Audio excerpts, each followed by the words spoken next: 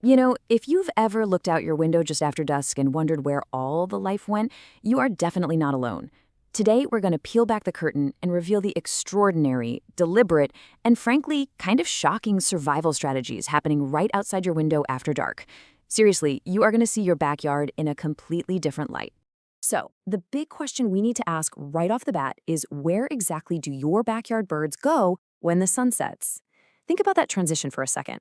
One moment, your yard is just bursting with life. You've got cardinals at the feeder, chickadees zipping through the maple tree, maybe a robin pulling a worm from the lawn, and then, in the space of maybe 20 minutes, there's complete stillness. The feeders are empty, the branches stop moving, it's almost like someone literally flipped a switch. But they didn't just vanish into thin air, right? The reality of that quiet dusk is so fascinating. An empty yard is not an absence of birds. It's actually a place of deliberate concealment. We tend to have this illusion that birds just fly away to sleep somewhere else in the neighborhood, doing whatever birds do when we stop watching. But the reality is far more specific and highly strategic. They're actually hiding in plain sight, using your yard as critical, life-saving survival infrastructure. Section 1. Extreme Solo Survival. Let's look at the northern cardinal's nighttime playbook. In that golden hour just before sunset, a male cardinal doesn't actually go far. He stays within just a few hundred feet of his daytime territory. But he completely changes his behavior, seeking out the densest vegetation possible. We're talking thick evergreen shrubs, holly bushes, or really tangled vines. Why? Because a sleeping bird is a highly vulnerable bird. For the cardinal, he prioritizes pure invisibility over warmth. And here's the cool part. He'll return to that exact same roost night after night.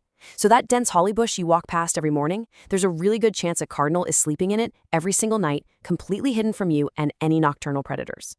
But what happens when the temperature absolutely plummets and invisibility just isn't enough? -22 degrees Fahrenheit. This is how drastically a tiny black-capped chickadee can drop its body temperature to survive freezing winter nights in northern climates. To put that into perspective, a chickadee weighs about 11 grams. That is roughly the weight of 2 pennies. On a bitterly cold winter night, the energy budget of that tiny little bird is so tight that simply shivering to stay warm would burn fat reserves it literally cannot afford to lose. So, they rely on this incredible biological trick, regulated hypothermia. This is a highly controlled physiological shutdown that dramatically lowers their metabolism and heart rate to conserve those vital fat reserves. They aren't just sleeping, they're surviving through extraordinary physiological precision. And they do this tucked safely away inside cavities, like old woodpecker holes, gaps in tree bark, or your backyard nest boxes, which act to trap whatever body heat they have left. Without this exact biology and those cavities, an unprotected animal of that size wouldn't last a few hours in the cold. Section 2. The Winter Huddle. Now consider the eastern bluebird. During the day, especially in breeding season, a male bluebird is fiercely territorial. Aggressively defending his space and not tolerating anyone coming close. But at night, in the dead of winter, all those daytime territorial rules are thrown completely out the window. It immediately turns into communal roosting and shared body heat. That same aggressive bluebird will desperately squeeze into a tight space with other males just to survive the freezing dark. To truly grasp the scale of this behavior, think about this number, 12 to 15. Researchers have documented up to 15 eastern bluebirds packing themselves into a single 6-inch nest box to share body heat on a freezing night. Carolina wrens, which face similar cold weather survival challenges, do the exact same thing. Birds that wouldn't even perch within 30 feet of each other during the day are suddenly shoulder to shoulder in a tiny wooden box. It really goes to show that your yard's nest boxes aren't just for spring breeding. They are literal, life-saving winter infrastructure. Section 3. Sleeping with one eye open.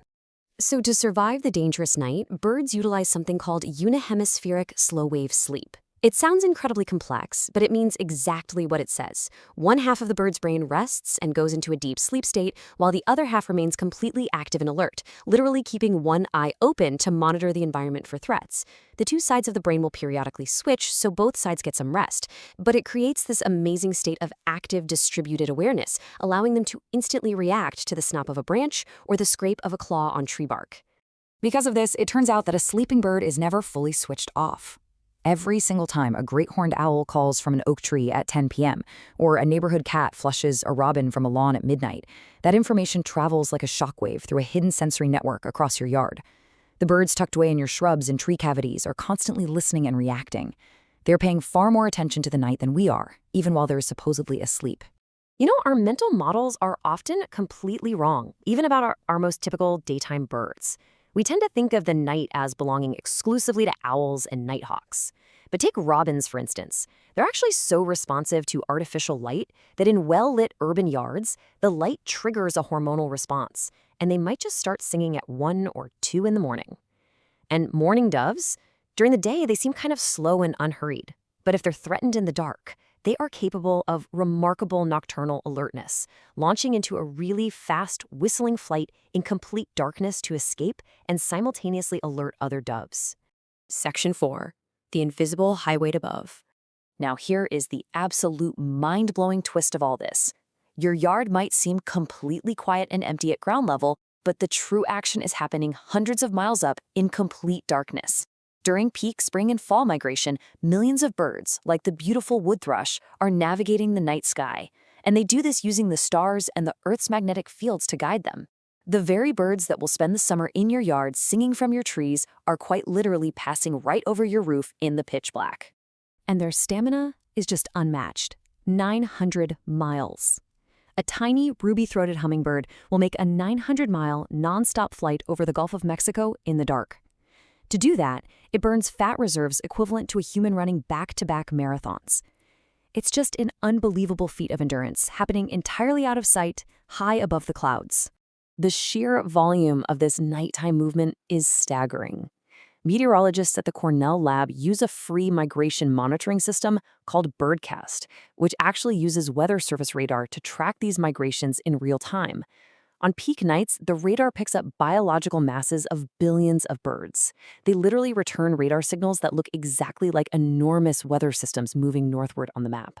So it's not rain or clouds you're seeing on those maps. It's billions of birds moving as a massive biological front in the dark.